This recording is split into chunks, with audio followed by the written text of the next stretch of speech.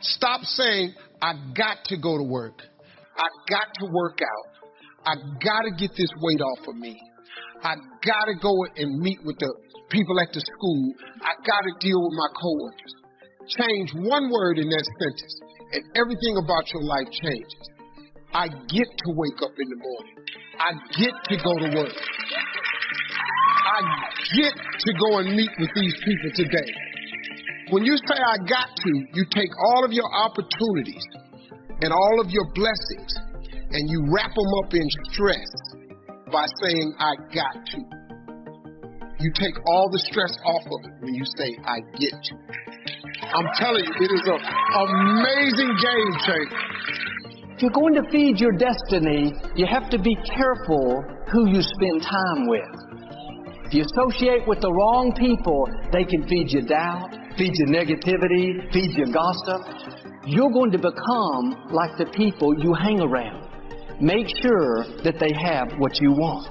If they're negative, critical, they compromise, they don't have integrity, they're feeding you the wrong things. That's not on your diet. Life is too short to hang around people that are causing you to compromise, pulling you down. Your time is too valuable to waste it with people that don't have a dream, people that aren't going anywhere. You don't have to make some big announcement, but little by little, you should spend less and less time with them. But Joel, what if I hurt their feelings? What if they get upset? What if you miss your destiny? What if they're keeping you from going to the next level? When you come to the end of life, you won't stand before people. You will stand before God. He has entrusted you with a gift. You have an assignment. There's something for you to accomplish. You have a responsibility to become who God's created you to be. You have to take bold steps to protect what you're feeding. Those coworkers that are negative and critical, instead of going to lunch with them every day, the right attitude is, I love you, but I'm not going to hang around you because you're feeding me doubt, feeding me negativity, feeding me gossip, and that's not on my diet. Sometimes we don't want to rock the boat. We think if we make changes, we won't have any friends. The truth is, you may be lonely for a season, but God will give you new friends, better friends, people that will push you up and not pull you down. But if you don't get rid of the wrong people, you will never meet the right people. You should surround yourself with people that inspire you, people that challenge you, people that make you better. The book of Deuteronomy, before the Israelites went to battle, God said to the leaders, ask if anyone is afraid. If so, let them go home so they don't frighten everyone else. God knew that fear would spread and keep them from the victory. The people around you are contagious. What they have, over time, you're going to catch. That's why the scripture says, don't hang around with angry, hot-tempered people, or you will become angry and hot-tempered. Spirits are transferable. Proverbs says, when you walk with wise men, you will become wise. Notice it works in the positive and in the negative. You have to be selective with who you choose to spend time with. You're going to catch what they have. We may not realize it, but we're always feeding ourselves. What we watch, listen to, the people we're around, the thoughts we're dwelling on, that's feeding our inner man. If you go to lunch with people that talk bad about the boss, make fun of a coworker, put down a friend, they're feeding you gossip, feeding you jealousy, feeding you disrespect. Here's the key. Whatever you feed is going to grow. You may not like what they're feeding you. You're a nice person. But if you continue to hang around them, before long, you'll be gossiping. You'll be critical. You'll be disrespectful. Why? Because you kept feeding the wrong things. If you're always feeding negative thoughts, thinking, I'll never get well, I'll never meet the right person, you're feeding doubt, feeding mediocrity, feeding fear. A man told me how he spent years of his life on drugs and alcohol, and it had ruined his marriage. He wasn't there for his children. Now he was so down on himself, so discouraged. What was he doing? Feeding the guilt, feeding the regret, feeding the blame. If you feed guilt, it's going to get bigger. If you feed fear, it's going to become larger. What if you spent that same energy feeding your faith, feeding your hopes, feeding your dreams? Yes, I've made mistakes, but Father, thank you that your mercy is bigger than any mistake. Thank you that I am forgiven. Quit feeding the negative and start feeding your faith. What are you allowing in your spirit? The people you're spending time with, the thoughts you're dwelling on all day, is that inspiring you, building your faith, pushing you towards your dreams? Or is it junk food, feeding you guilt, mediocrity, negativity, causing you to compromise? The wrong people can talk you out of your dreams. Don't surround yourself with naysayers, people that tell you what you can't become. You'll never start your business. You'll never break that addiction. You'll never get your degree. You'll never meet the right person. They don't know what's in you. They don't control your destiny. Some of you have dreams that are lying dormant because the people around you are negative. They've accepted mediocrity. Now that's rubbed off on you. The good news is those dreams are still alive. If you will change who you're spending time with, get around people full of faith, people that see your potential, people that call out your seeds of greatness, then you're going to step up to a new level and see those dreams come to pass. Summertime is a unique time. It's a time of opportunity. It's also a time of challenge. But what else is new? It's what life is called. The last 6,500 years reads like this: opportunity mixed with difficulty. Opportunity mixed with challenge. We've got a chance to grow like never before, but I'm telling you, there's going to be many enemies that's going to try to prevent us.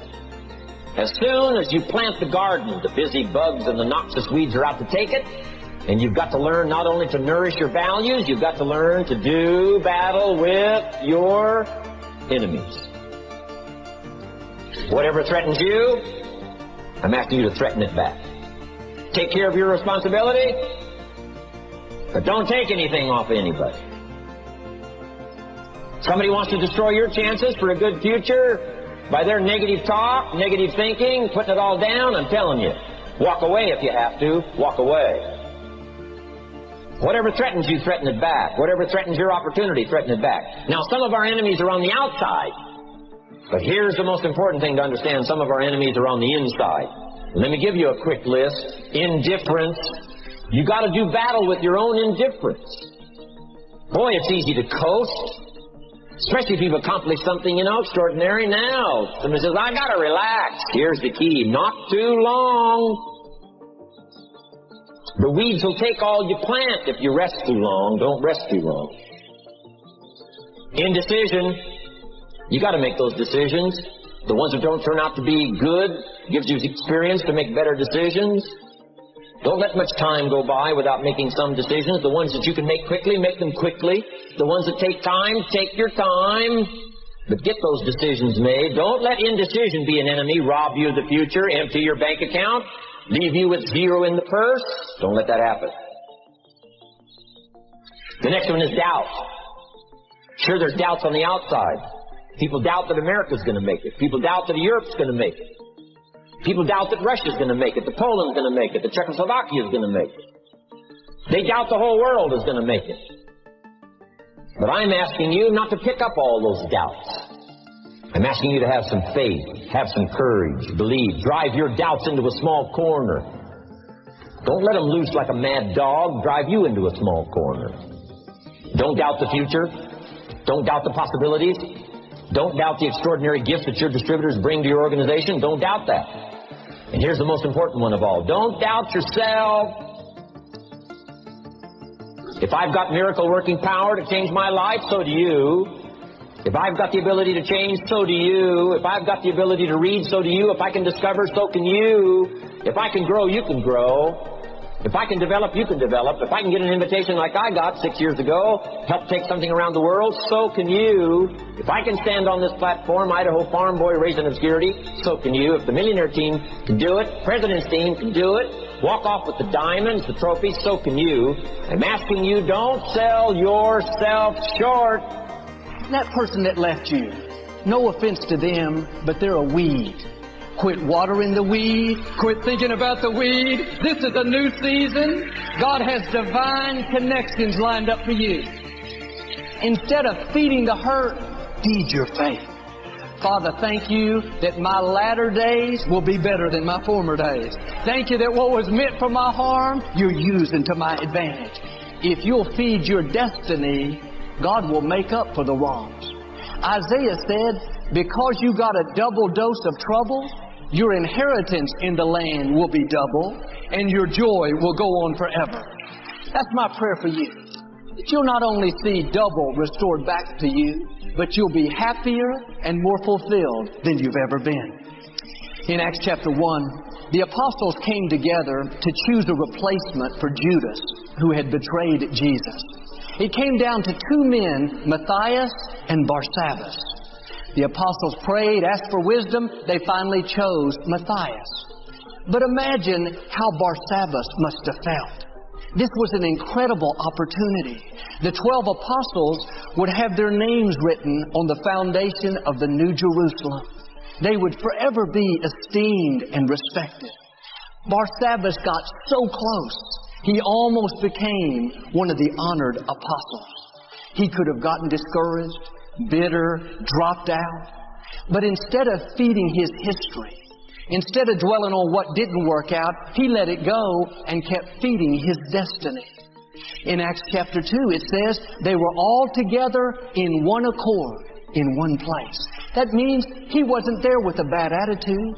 He didn't have a chip on his shoulder. He kept moving forward.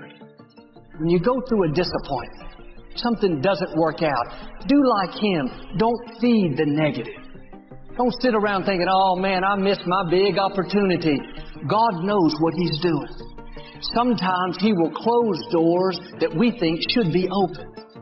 Maybe you didn't get the promotion that you worked so hard for. You didn't qualify for that loan, for the new house. The relationship didn't work out. That's in the past.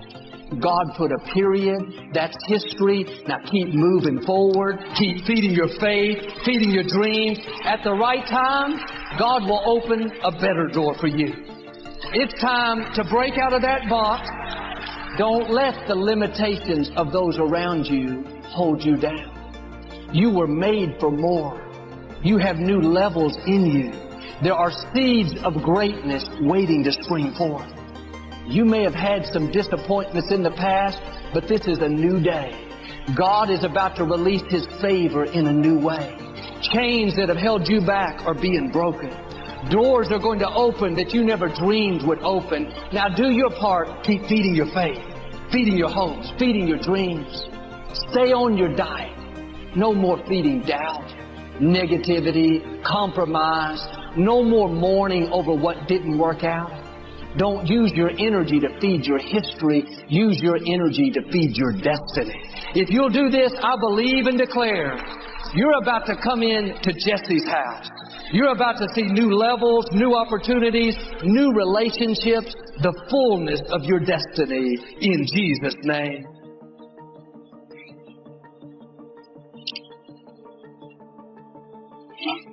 Breaking up. Saying goodbye to the person you were once close with and deeply in love with. We've all been there, and we all know how that feels. We've all had our hearts broken. When it happens to you personally, it's devastating. And while people can relate, they aren't in that moment. The pain is there, and it's real for you.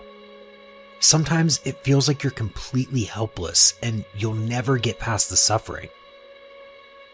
Sometimes the ones we truly love leave. We're left feeling like we can't live without them. It feels like they took our whole life with them. Your favorite coffee loses flavor.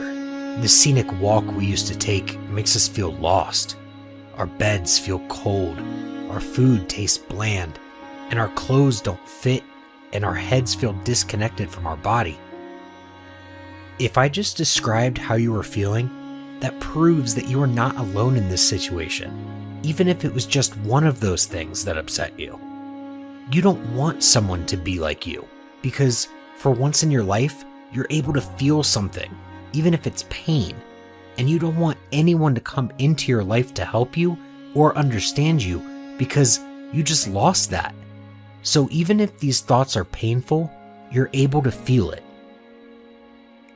You are processing this breakup as the worst thing that could have ever happened to you. But if you're able to feel it, actually feel who you are, then maybe it was the best thing to happen. Someone leaving your life always sucks in that moment, but down the line, it all starts to make sense. Throw anything away that reminds you of the past. It's not easy to do, but trust me, it will lighten up your load. If you can't let go of keepsakes, it means you're still holding on. And if you know it's pointless to hold on, then be brave enough to burn all the false hopes. Memories can never bring back what's gone. So why does this hurt? Breakups hurt so much because you envisioned your entire life with someone else to the point where you've lost who you are without them. This is usually why couples tend to distance themselves, because one partner loses who they are and they become dependent on the other, and once that weight becomes too heavy, someone has to break. So you might think that you hate this person for breaking your heart, but a lot of times it comes down to the feeling of letting yourself down. So let the fantasy person remember that she or he is not the perfect person that you built in your mind. Otherwise, you wouldn't be in this situation right now. And then move on. Because the fantasies don't exist. The perfect girl or guy for you doesn't exist. So you're gonna look out for someone that's good, but you're not gonna find perfect. Don't get obsessed with finding perfect. If you find someone that's perfect, that's not true. Everyone's got their flaws. You should know that you need time to heal. Oftentimes, we try to run to the next thing and the next thing and get away from the problem by distracting ourselves with the next thing. And oftentimes, we try to run to the next relationship because we were hurt by the past one. But when we are hurt, we don't give ourselves time to heal, only deepen the wound even more and more. I think of it almost as a cut on your body. When you cut yourself and you keep touching it and allowing it to be exposed to danger, you slow down the healing process. But when you allow time for it to grow and heal, you find that you're better much faster. I think it's the same mentally as well. We'll probably all struggle with something in our mind and at some point in our lives, and we try to distract ourselves with things from the actual problem. But that only goes so far. Give yourself time though. Take breaks sometimes. Just sit and be alone for a while. It's a hard thing to understand, and it's a hard thing to try to process by yourself because it hurts. Like the feeling when you first get a cut and you put alcohol in it, or put something under it to clean it. It burns a little bit, but after a while, it leaves you better than you would have been without it. We must understand that everything has its cycle, and if a person has already fulfilled theirs with us, we must respect their decision and move on in life. Because nothing ends because a person is missing, because we have the ability to be happy of our own account without asking anyone for anything. You just have to have the faith that everything will be fine in the hands of God. Here's how to really cash in on this year. Number one, get serious. Life is serious. We call it life or death. Somebody asked me one time if I had a good description of life. I said, yes, I think I've got a good one. Life is the struggle to keep death at a respectable distance. Right? Death seems to want to move in prematurely. If you want to live a good, long, flourishing life, you got to push back. You can't just give in. You got to push back. And we're dealing with some serious matters here. So we can't just, tell the latest 10 jokes and just go home. We're not here to entertain. We're here to instruct. We're here to grow. We're here to learn. We're here to get the best we possibly can. Serious. Life is serious. The future's serious. One ancient novelist said, these are the best of times and these are the worst of times.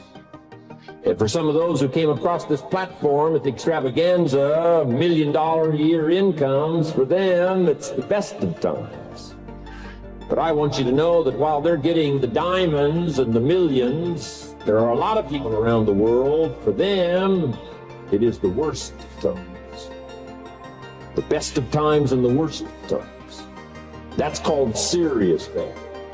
How come such a difference from those who can reach such incredible heights and those who haven't yet found the answers for their life, their health, and their future? We just have to ponder that and let that give us a note of seriousness, a note of seriousness. It's serious whether you win or lose. It's serious whether you succeed or fail. It's serious whether you've got a good future carved out for yourself or you do not. These are serious matters. Matters of the heart are serious. Matters of income are serious. Matters of supporting your family, serious.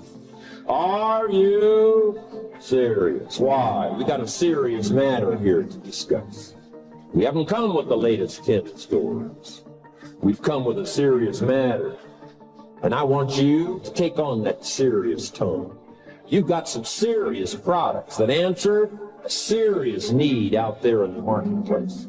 And I'm asking you to take it serious. Take your own future serious. What you can do for your family, take it serious. Here's number 2, get smart. That's what these journals are for. That's what pad and pencil's for. That's what taking notes is for. See if you can't increase your ability to comprehend ideas, information that can be life-transforming. Don't miss the opportunity to learn. Take a good key phrase home, use it in your training. Don't be lazy in learning. Don't be casual in learning. Get smart. Here's a couple of parts to it. Number 1, your own personal experience.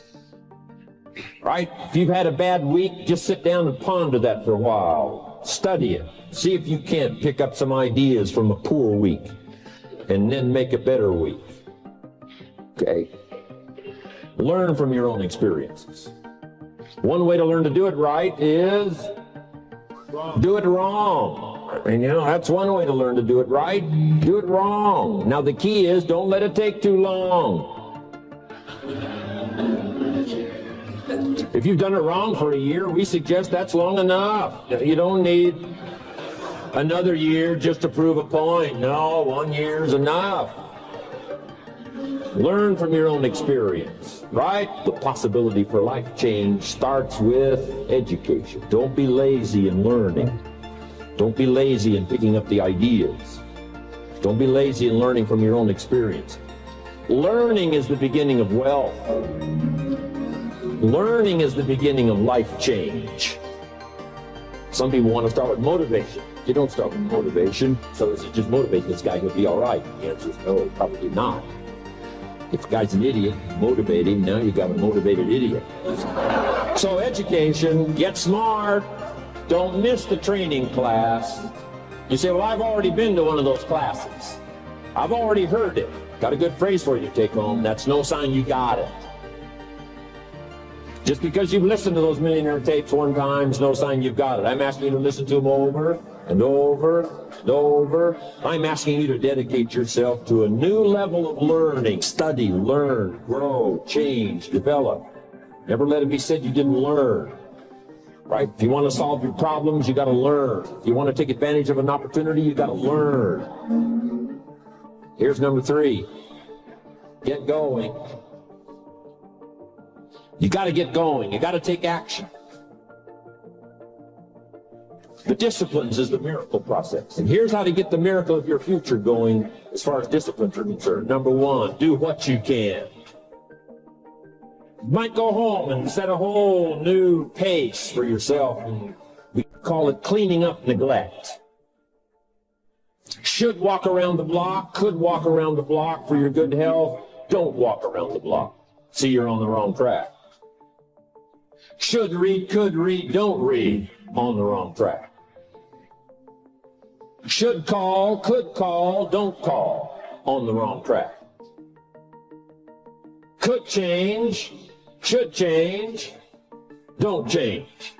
you're on the wrong track. Letters you haven't written, conversations you haven't had with your family, somebody you should sit down with when you get back home, get that job done. Don't let neglect destroy your days, destroy your life, and destroy your future. Go back and do what you can. And if you'll do what you can, then life will give you some extraordinary things to do. We all pity the man, right? Wants to stride out of his house, go straighten out the corporation, has not yet straightened out his garage. You got to take care of the small disciplines before life will give you a chance to handle the more complicated disciplines. Do not disregard the smallest of disciplines. Let us not neglect. Do not neglect the smallest of disciplines. And build on that foundation, and you can have everything you could possibly want. Okay? Get going. Here's number 4. Get better. There isn't any of us that can't get better. So turn on this whole idea of personal development and personal growth. That was what my teacher shared with me that changed my life. I'm telling you, for things to get better, you got to get better. Don't ask for it to change out there. Ask for you to change here. Don't ask for a more favorable wind. We call that naive. Don't ask for better seed, better soil. This is the only planet you got. Just ask that you can get wiser and stronger and better, and be able to take care of your own responsibilities. Get better. Just make a list of that trio of words. Wiser, stronger, better. Go home smarter than you came. Go home with more ideas than you came. Next, get stronger. You can develop the muscle. You can develop the courage muscle. You can develop the inspiration muscle. You can develop the dedication muscle. You can get stronger. There isn't anybody here that can't get stronger. Next time we see you, may not even recognize you. How strong you're going to be able to become in language, style, personality, the ability to cope, the ability to handle with anything that happens, no matter what happens. And the third one is get better. We can all get better. I've gotten better. First talk I gave, I stood up, my mind sat back down. And here's the secret to my success. I stood up and did it again. I stood up, I did it again. And I did it again, and I did it again all those many years ago. I did it when I was scared, and I did it when I didn't want to, and I did it when I was ill. And I did it when it didn't work well, and I did it when they didn't appreciate it, and I didn't a lot of times when I didn't know much what I was doing. I just did it anyway. And now, all these years later, I'm asked to walk on this stage with the greatest introduction I've ever had, the greatest response and welcome I've ever had, the greatest opportunity I've ever had to touch this many lives with a mixture of words and heart and soul. I got better. I got better day by day and week by week and month by month, and I'm asking you to do the same thing until you can develop a long arm and a long reach, until you can develop influence that won't quit. Touch people next year you couldn't touch this year. Touch people now you couldn't touch before. Conduct a meeting now you couldn't conduct before. Heart and soul now mixed in there that wasn't there, missing before. I'm asking all of you to get better in spite of the winters, in spite of the downturn. The money downturn, the social downturn, the personal downturn, whatever it is. Just get stronger. Get better.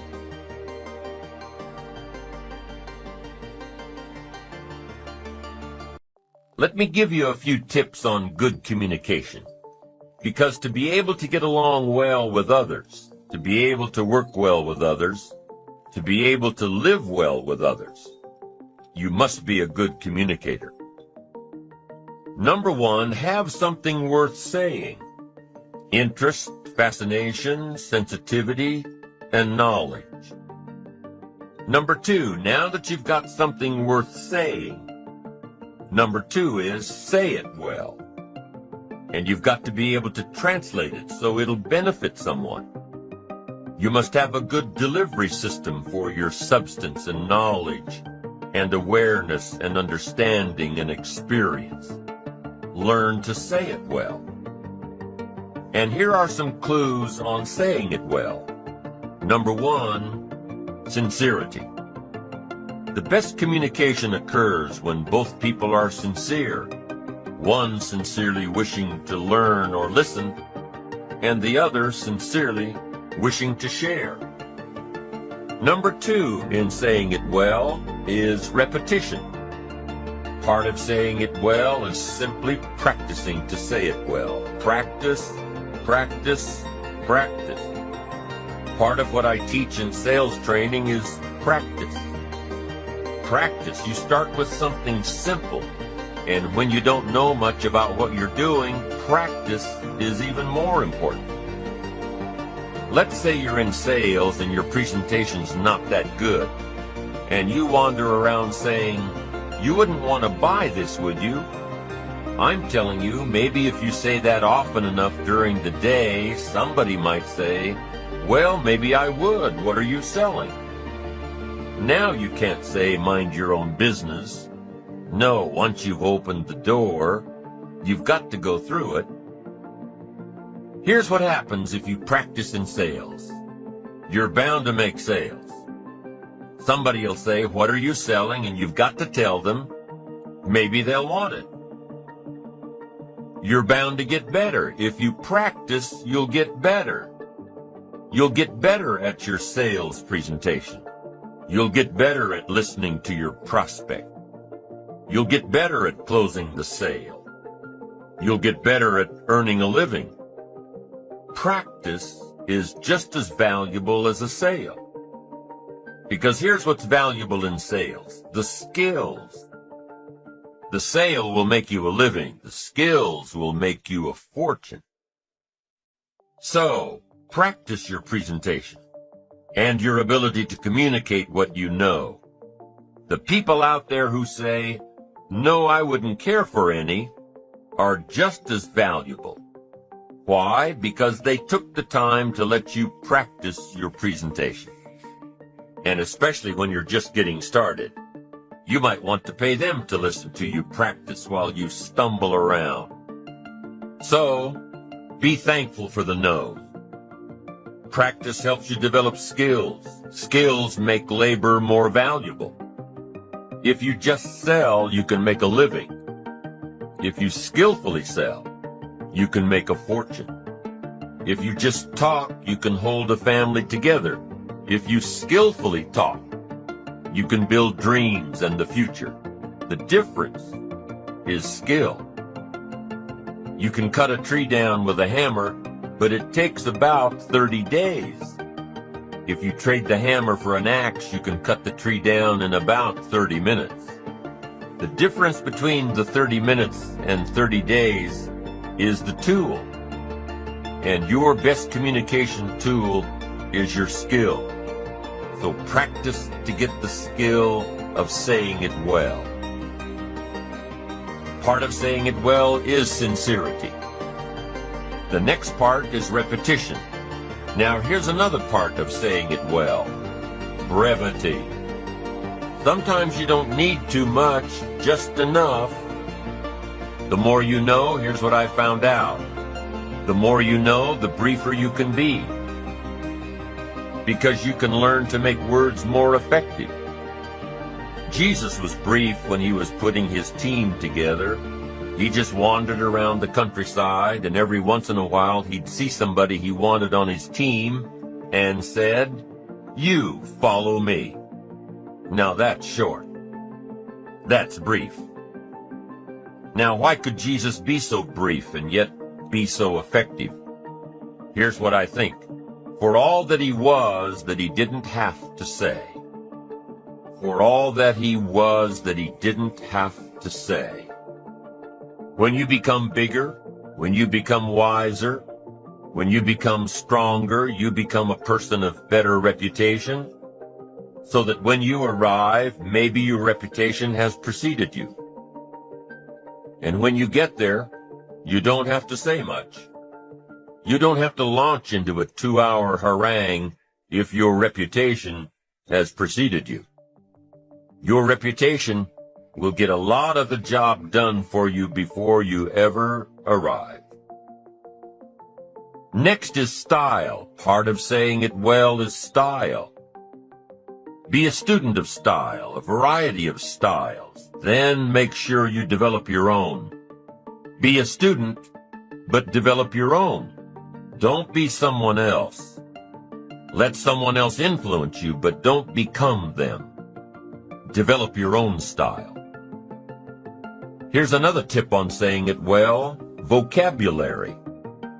You've just got to have a good vocabulary to say it well. Vocabulary. We can only translate for other people with the tools called vocabulary. If you're lacking in vocabulary, then you're lacking in tools to describe some problem or some answer. Words, vocabulary. You can't communicate without them. And you can't communicate well without a defined vocabulary. Every time you come across a word that's new to you, what should you do? Look it up. Every time you're in a conversation and the other person uses a word that's new to you, look it up. Now, most of the time you can figure out the meaning of a new word by how it's used. But if you can't, make sure you hold your response until you know for sure. Several years ago, some of my friends took a survey among prisoners, some rehabilitation program they were working on. And they weren't looking for this, but here's what they found. There's definitely a relationship between vocabulary and behavior. Interesting. This is what they found. The more limited the vocabulary, the more the tendency to poor behavior. Wow. When you stop to think about it for a moment, it makes sense. Vocabulary is a way of seeing. It gives us insight, and only with your present vocabulary can you see. You can't use tools you don't have to see, to create light, understanding, awareness, comprehension, perception, vision. You can only have as much vision as your present vocabulary will give you. And if you're limited in vocabulary, then you can't see very well. Now, vocabulary is also what we use as a tool to express what's going on in our heart, what's going on in our head. Translate our questions, translate our answers, our perceptions, what we see, to be able to say it. And I'm telling you, if you have a limited way of translating and expressing what's going on in your heart and what's going on in your head, you'll fall way behind. So you'd have twin problems without a good vocabulary. Number one, you wouldn't be able to see. Number two, you wouldn't be able to express. And your world would keep getting smaller and smaller and smaller. Not having the vision, not having the tools. Finally, you wouldn't need a place much bigger than 10 by 12 to live. Why? That's about as big as some people's world is. That's all they've got, this little narrow world. Making mistakes every day. Why? They can't see. Getting it wrong every day. They can't comprehend. They can't understand. No tools with which to translate. For good communication, number one is having something good to say. Number two is saying it well. And number three is reading your audience. You've got to read what's going on between you and the people you're talking to. Should you say what you're saying a little softer? Should you say it a little stronger? Should you explain it more? Should you be more clear and concise? Should you quit? A lot of the decision-making that's going on during a conversation with someone depends on how well you can read, how well you can tell what's going on in the minds of those you're trying to reach. Doesn't matter if you're looking into the face of a child or the face of a colleague or 1,000 faces in an audience. You've got to read what's going on. You've got to pay attention. So let me give you some ways to read. The first one is you've got to read what you see. You've got to read what you see. Search the face of a child and see if you're coming across. See if they look perplexed. See if they're getting it. See if they can't get it. Body language tells us a lot. Look at how the people you're talking to are sitting. What they are doing with their hands, their eyes. A guy's got his arms crossed, legs crossed, chin tucked down and frowning. You've got your work cut out for you. This guy's not going to be easy to reach. The lady's standing up from behind her desk. You've got to hurry. She's not going to listen to much more. You've probably got to pick up the pace and get down to it. So the first one is read what you see. Here's the second one. Read what you hear. You've got to be a good listener to be a good communicator. Get some feedback. Listen. To be a good parent, you've got to be a good listener. To talk well, you've got to listen well. That's so valuable. Get the feedback.